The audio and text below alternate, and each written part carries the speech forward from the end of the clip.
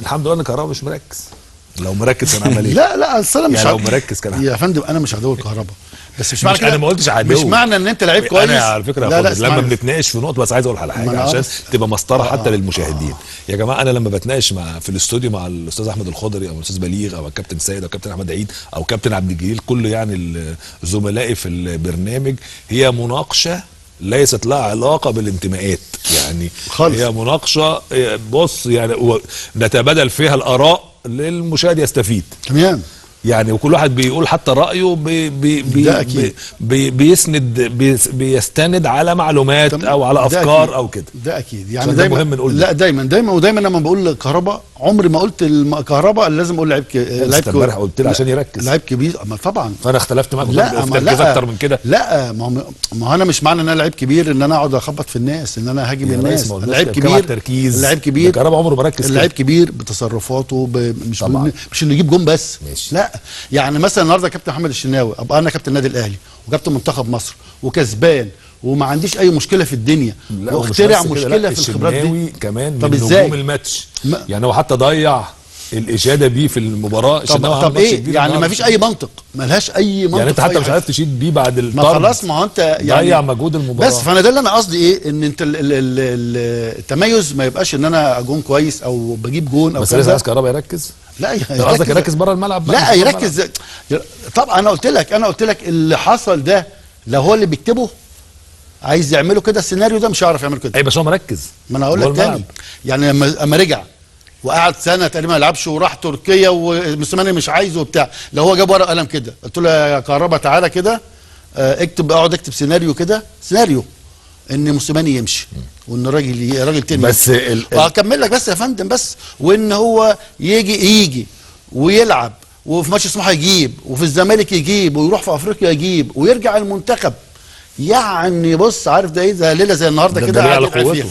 لا في توفيق برضه مش قوته بس. هو التوفيق بيجي منين يا اخويا؟ لا يا فندم، لا يا فندم، لا يا فندم، لا في ان انت التوفيق اقول لك بس ان انت تنزل تبقى بعيد، اول ما تنزل تجيب جول. لا معلش، ما ده تحرك في الملعب يا باشا، مهارات. هو الجول اللي بيجيبه ما انت ممكن تيجي هاني يصدها. هو الاثنين مع بعض يا استاذ يعني شبانه. يعني لو الهاني كان صدها ما كانتش هتفتح كده.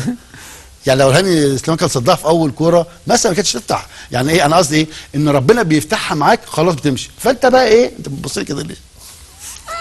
بتبص لي كده ليه؟ اصل لو ركز اكتر من كده مشكله. لا ليه ربنا يكرمه، ليه يركز، ليه ربنا يكرمه ويركز. وبعدين كهربا واضح ان هو بيجي، بص كهربا ما بيديش غير لما يتزنق، كل ما يخش في ازمات. لا ما هو شفت كهربا مركز كده؟ مش كل مره هتمشي كده. كابتن سيد اكتر مره في حياتي اشوف كهربا مركز. انا حاسس ان التوفيق ده يعني بامانه، يعني كلمه يعني لاول مره اقولها، اكيد هو صح. التوفيق اللي معاه ده يعني من ساعه ما رجع لحد النهارده ظلم يعني.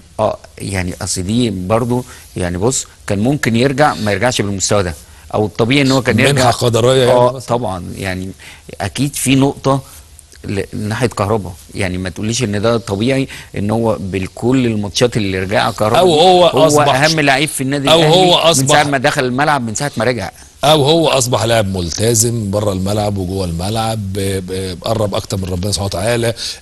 طبعا بقى مركز في التدريب كويس قوي، بينام في توقيتات سليمه، بياكل كويس، بيشتغل على نفسه كويس. كل ده ممكن من الاسباب، بس النقطه بتاعه التوفيق انا بؤمن ان هي ان الراجل ده عنده حاجه صح، لازم يعني اكيد هو صح، لان التوفيق الكبير ده لازم يكون يعني لو عندك غلط ولا 1% اكيد هيبقى له تاثير عليه. انما كل مباراه انت بتطلع نجمها، يعني اي مباراه للنادي الاهلي من ساعه ما كهربا بدا يرجع هو نجم النادي الاهلي. ولولا ده حصل مشكلتك كانت هتتحل. يعني لولا ده حصل، ده ضغط برضه على اداره الاهلي نحل المشكله انت، لكن لولا التوفيق وان كل ماتش عمال تجيب جون والاستاذ شبانه ينزل له اغاني وبتاع والكلام ده كل ده ممكن عشان الاغاني. يعني هو ممكن يكون بيجيب الاجوان عشان الاغاني، كل يعني معجب بالاغاني مثلا. كل ده رجع. بس انا ما تقولش ليا نظره، ممكن اقول لك ليا نظره، ممكن اقول لك حاجه هيعمل شغل. ما انا ممكن اقول لك حاجه بمناسبه، ممكن اقول لك حاجه انه التزم وقرب ومش عارف من ربنا والكلام ده. طبعا الكلام ده مهم جدا في الكوره، بس في الحياه بشكل عام طبعا. لا اصل في الكوره يعني الكابتن فاروق جعفر بقى يمكن هو بيتفرج علينا، ده كان بيدرب الترسانه، وكل ما يلاقي لعيب يقول لك بيصلي قال لهم انت هتسيب له تمرين يصلي العصر؟ لو كده السعوديه تاخد كاس العالم. يعني صلوا بعد التمرين. طبعا مهم جدا والتوفيق مهم جدا، بس برضه سيناريو ما حدش ما اقصدش بس من اول مره، بس الالتزام بشكل عام طبعا.